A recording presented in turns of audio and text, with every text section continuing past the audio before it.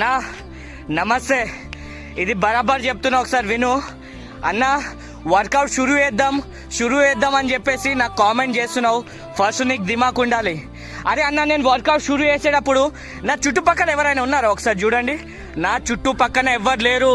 ఏ దోస్తుగాడు కూడా నీ వెంట రాడు, ఏ ఫ్యామిలీ మెంబర్ వాడు కూడా నీ వెంట రాడు. నీకు బొత్త ఉన్నది నీకు, నువ్వు బాధపడేది నువ్వు. అన్న వర్కౌట్ షురూ చేద్దాం అని చెప్పేసి నాకు కామెంట్ చేస్తున్నావు, కానీ ఇది పద్ధతి కాదు. నీ దమ్ముంటే లే ఛాలెంజ్ పెట్టుకో. నీ అమ్మ నాకు బొత్తుంది, ఈ 30 days లో నేను ఎన్ని కిలోలు తగ్గాలని చెప్పేసి నీ దిమాగ్తో ఛాలెంజ్ చేసుకో.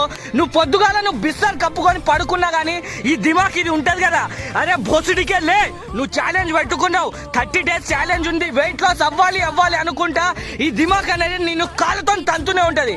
అన్న బరాబర్ చెప్తున్నా, వర్కౌట్ షురూ చేసేటప్పుడు నువ్వు వాన్ పైన డిపెండెన్సీ, వీన్ పైన డిపెండెన్సీ లెవెల్ కనుక పెట్టుకున్నావు అనుకో, నువ్వు ఎప్పుడు కానీ నువ్వు వెయిట్ అనేది లాస్ అవ్వలేవు.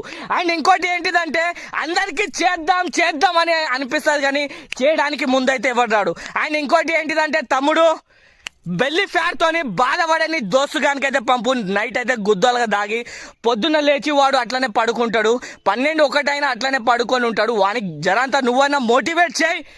మీకోసమే నేనున్నా.